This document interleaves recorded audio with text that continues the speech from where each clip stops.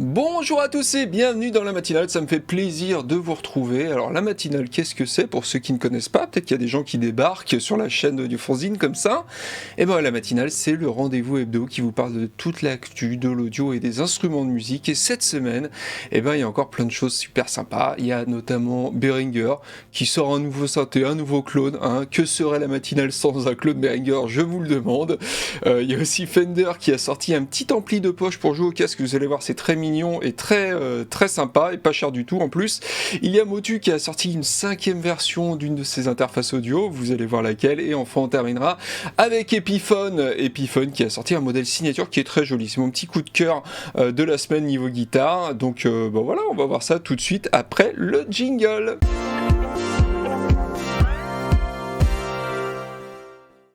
Mais avant de commencer, je voulais remercier le sponsor du jour. Ping, vous voyez, Thomann, le magasin Thomann, évidemment, qui est le sponsor de l'émission aujourd'hui. Donc on les remercie évidemment de nous soutenir, de soutenir la chaîne, de soutenir la matinale.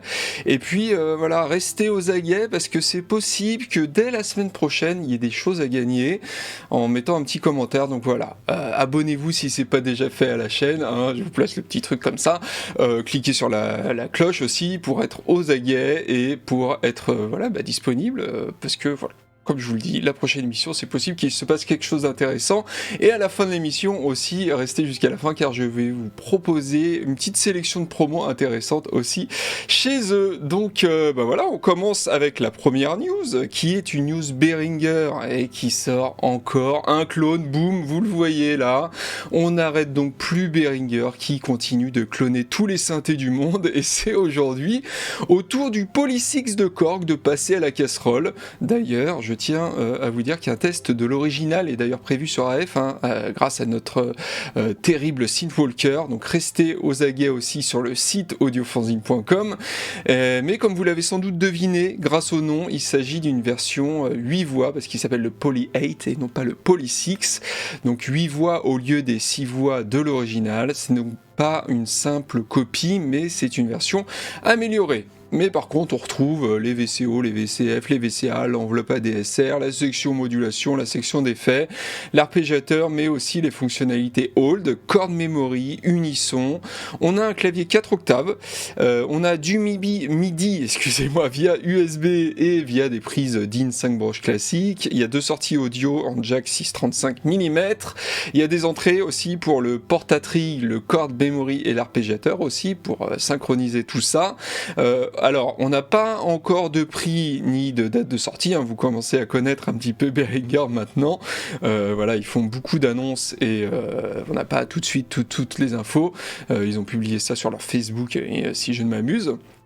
Mais apparemment, ils ont communiqué sur le fait qu'ils utiliseraient une nouvelle techno ARM. Alors je sais pas, je vais essayer de me renseigner là-dessus, savoir si c'est lié au processeur ARM ou pas, peut-être pas. Mais en tout cas, cette nouvelle techno leur permettrait de développer plus rapidement. Donc on n'aura peut-être pas autant à attendre, parce que c'est vrai que par le passé, il y a certains synthés qu'on a beaucoup attendu chez Behringer. Mais apparemment, là, ils ont promis que ça irait plus rapidement, donc ça, on est plutôt content. Allez, on continue avec Fender qui a annoncé le Mustang Micro. Donc là, clairement, ils ont décidé de s'en prendre à Boss et de son Pocket GT. J'avais d'ailleurs fait une vidéo spéciale dessus, je vous mets le lien en description, je l'avais testé. Donc avec le nouveau Mustang Micro, et le moins qu'on puisse dire, c'est que ça va faire mal, car clairement, il propose les mêmes fonctionnalités, mais il reste plus compact, en se branchant directement sur la guitare. Le Pocket GT, lui, c'était un truc séparé, ça se mettait pas directement sur la guitare. Donc ça fait un jack en moins ici, c'est toujours cool, c'est plus petit et c'est surtout moins cher car c'est placé sous la barre des 100€. Je rappelle que chez Roland on était à largement plus de 200, donc là le prix est divisé par 2 par rapport au Pocket GT. Le but de ce petit objet, pour ceux qui voient pas trop à quoi ça sert, c'est de proposer des simulations d'ampli. Donc il y en a 12 ici, des simulations d'effets aussi, il y en a 12 aussi, et aussi de pouvoir brancher un casque dessus et de jammer tout seul ou sur des enregistrements grâce à la fonctionnalité Bluetooth. Et ça, c'est vraiment le truc un peu killer de ce genre de petit boîtier. Parce que en fait, vous le connectez à votre smartphone et vous lancez des backing tracks sur YouTube, hein, comme on le fait souvent. Il y en a plein. Vous tapez backing tracks sur YouTube, il y a plein de channels super cool pour jammer dessus. Et voilà, et vous jammez tranquillou, sans faire de bruit, parce que vous êtes au casque. Et voilà, ça prend pas de place. C'est pas très cher. Il y a une batterie rechargeable. On annonce 4 heures d'autonomie. Ça se recharge en USB. Voilà, comme un smartphone finalement.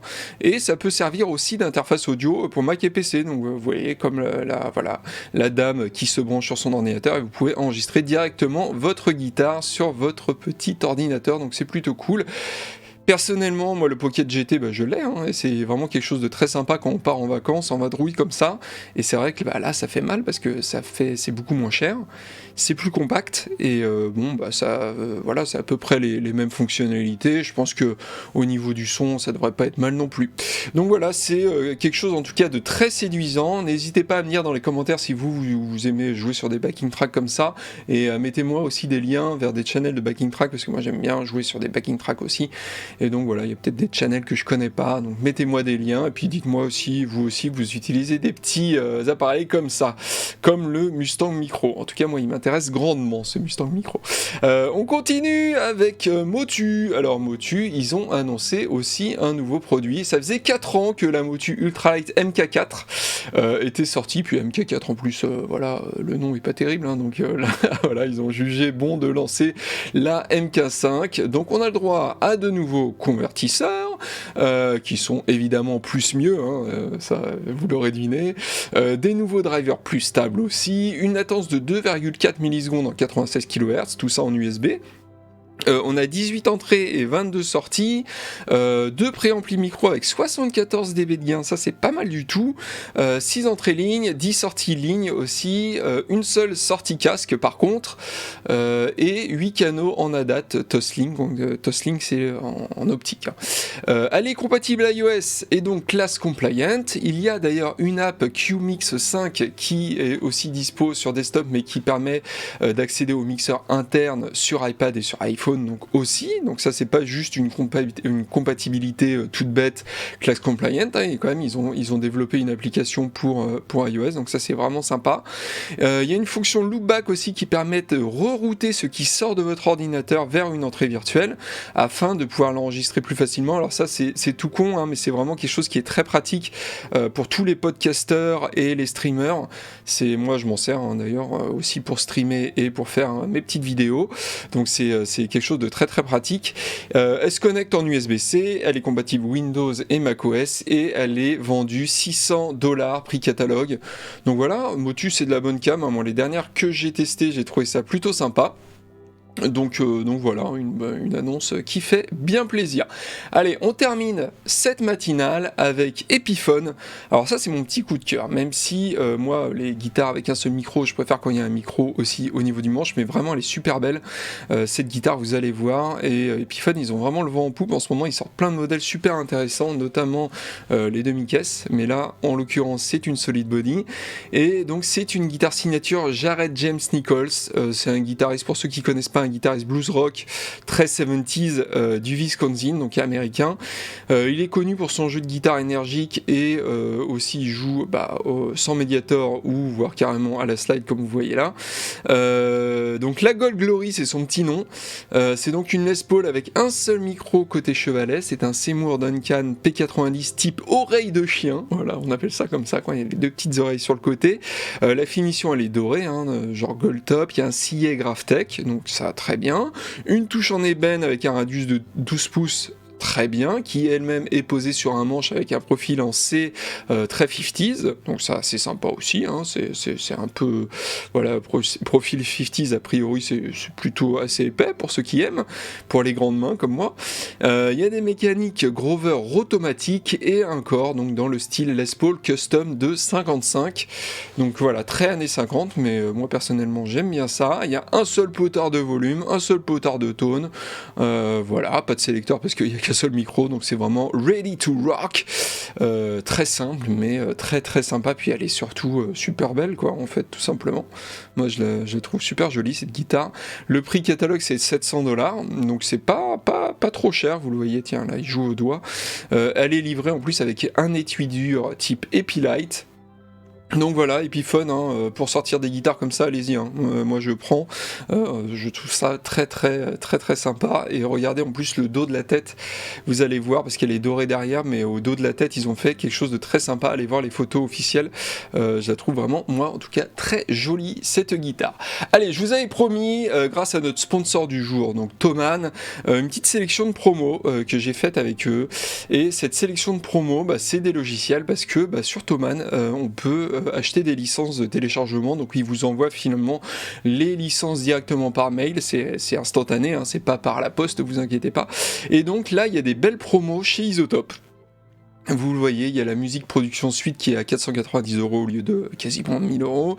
Nectar 3+, Ozone 9 aussi, standard, la Tonal Balance Bundle, donc il y a 4 produits qui sont... Et puis vous voyez, c'est vraiment des belles promos, hein, vous voyez ici, des bons rabais. Et il y a aussi, donc Isotope, moi personnellement, bah, vous avez vu avec Arnaud, on en a testé plein sur la chaîne, c'est vraiment un éditeur qu'on aime beaucoup. Et un autre éditeur que j'aime beaucoup, c'est XLN Audio, avec leur fameux Addictive Drums, qui est là, lui aussi en promo 98 € pour Addictive Drums 2, franchement, c'est un super prix, c'est quasiment 50%, on va dire les 40.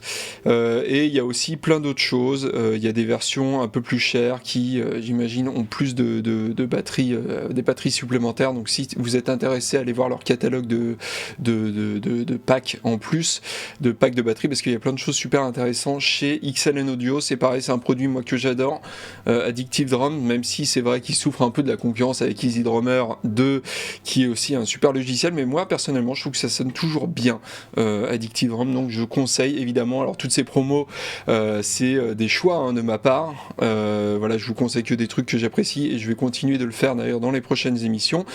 Et je vous le rappelle, restez connectés au channel, parce qu'il y aura sans doute des choses à gagner très prochainement sur la chaîne. Bah voilà, la matinale est terminée, je vous souhaite un bon vendredi pour ceux qui se lèvent tôt pour regarder la matinale, c'est bien. Et puis je souhaite aussi un bon week-end pour ceux qui se lèvent un peu plus tard et qui regardent ça le vendredi soir ou le samedi, voilà. Passez un bon week-end, et puis je vous dis à la semaine prochaine. Allez, ciao!